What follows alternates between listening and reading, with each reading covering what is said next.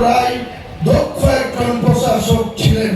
তাকেও কিন্তু 72 সাল থেকে 77 সালে বামফ্রন্টের কাছে মার্ক্সবাদী কমিউনিস্ট পার্টির সরোজ মুখার্জি, প্রমোদ দাশগুপ্ত তাদের নেতৃত্বে, কমরেড জ্যোতি বসুদের নেতৃত্বে 1977 সালে বাংলার মানুষ ওই 5 বছর না 30 বছরের কংগ্রেস জামানা থেকে তাদেরও বিদায় করে দিয়েছিল।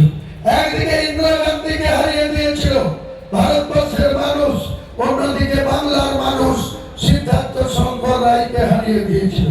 তারপরে আপনারা দেখেছেন 23.5 বছরের কমরেড জ্যোতিবাবু বাংলার মুখ্যমন্ত্রী, 11 বছর প্রায় বুদ্ধদেব বাবু মুখ্যমন্ত্রী।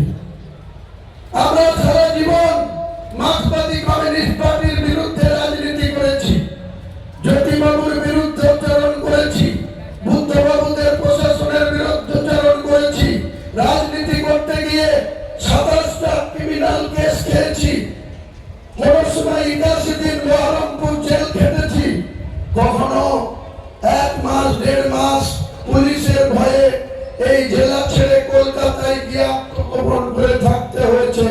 তবুও কিন্তু তাদের সঙ্গে কোনো কম্প্রোমাইজ করিনি, আপোষ করিনি, কোনো কিছুর বিনিময়ে তাদের সঙ্গে আপোষ করিনি। কিন্তু আজকে সেই 34 বছরের সরকারকে 2011 সালে মমতা বন্দ্যোপাধ্যায় যখন 2009 সালে 1 থেকে, কারণ 2004 সালে লোকসভায় মমতা একা এমপি ছিল, এই মুর্শিদাবাদের 3টে এমপি ছিল কংগ্রেস দলের, যেখানে মুসলমান মেজরিটি জেলা, সেই জেলায় প্রণব মুখার্জি ব্রাহ্মণ সন্তান যোগীপুরের এমপি হয়েছিল।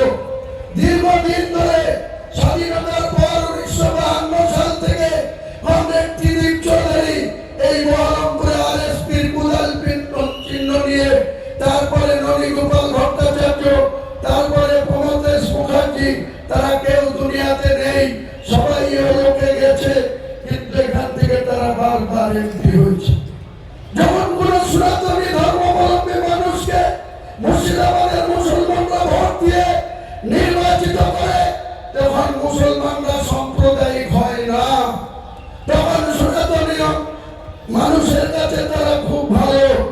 আর যখন কোন মুসলমান তার জাতির পক্ষ থেকে জাতির কোন মানুষকে ভোট দিয়ে নির্বাচিত করেন, তখন এক শ্রেণীর সনাতনী ধর্মাবলম্বী মানুষের কাজ হলে তারা মনে করে ভারতবর্ষের সংবিধানটা শুধু হিন্দুদের জন্যই, মুসলমানদের কোনো অধিকার নেই।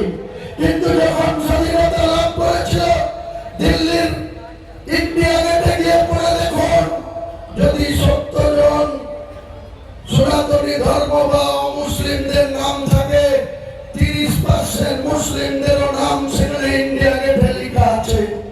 তাহলে সংবিধান কিন্তু সম অধিকার দিয়েছে, সে হিন্দু হোক, মুসলিম হোক, শিডিউল কাস্ট হোক, শিডিউল ট্রাইব হোক, সে যে কোনো জাতিতে বিলং করুক, যে কোনো ধর্মতে তিনি পালন করুক, তার কিন্তু সংবিধানে ডক্টর বি.আর.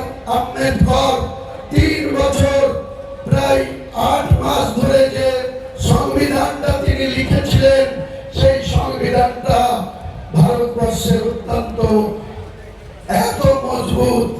এই জায়গাতে বর্তমান শাসক বিজেপি সহ, বিগত দিনে কংগ্রেস সহ, বিশ্বনাথ প্রতাপ সিং থেকে শুরু করে